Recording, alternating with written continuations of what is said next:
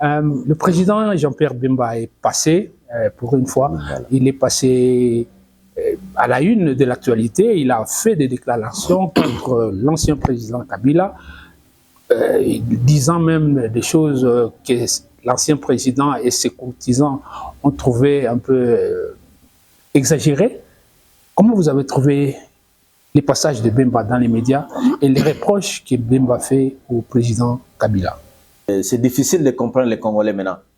Les Congolais sont habitués à la flatterie, au mensonge. Les Congolais aiment.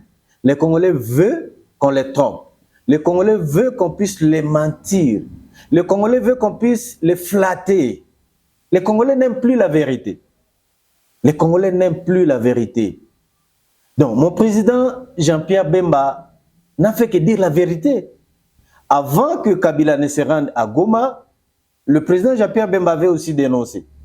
Il avait dit non, écoutez, Mobundo est entretenu par M. Kabila. Kabila est dans cette histoire de 1v3, c'est d'ailleurs lui le patron des AFC. Les gens se sont rabattus sur lui pour dire non, comment Jean-Pierre Bemba peut dire ça? Jean-Pierre Bemba parle maintenant comme un vulgaire, Jean-Pierre Bemba parle comme le commun des mortels, Jean-Pierre Bemba il ne se comporte pas comme un grand homme d'État. Mais après, qu'est-ce que nous avons vécu?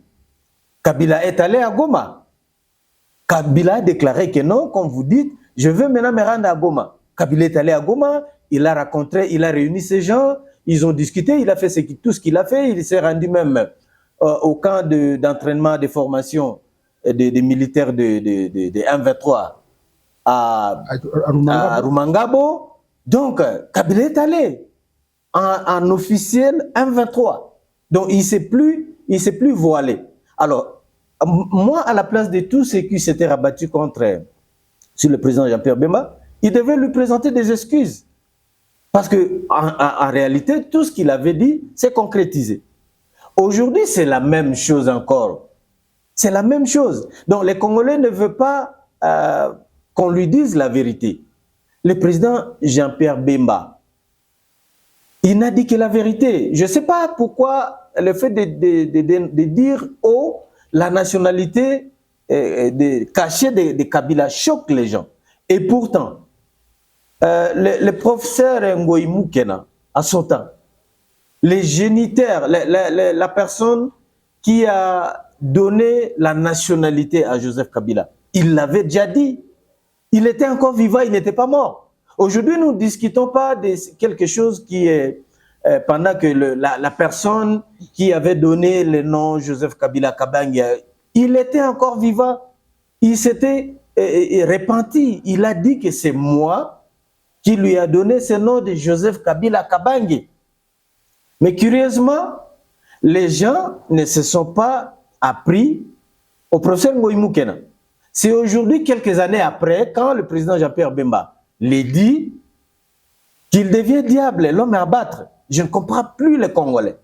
Donc, les Congolais n'aiment plus la vérité et de ce fait, ils n'aiment plus ce pays. Parce que pour défendre son pays, pour aimer son pays, pour servir ton pays, tu dois connaître d'abord les acteurs qui gouvernent, qui gèrent le pays. Mais si tu ne connais pas les acteurs qui gouvernent à la destinée de ton pays, donc c'est compliqué. M. Jean-Pierre Bemba ne connaissait pas Joseph Kabila parce que Jean-Pierre Bemba a travaillé avec Kabila dans son premier mandat.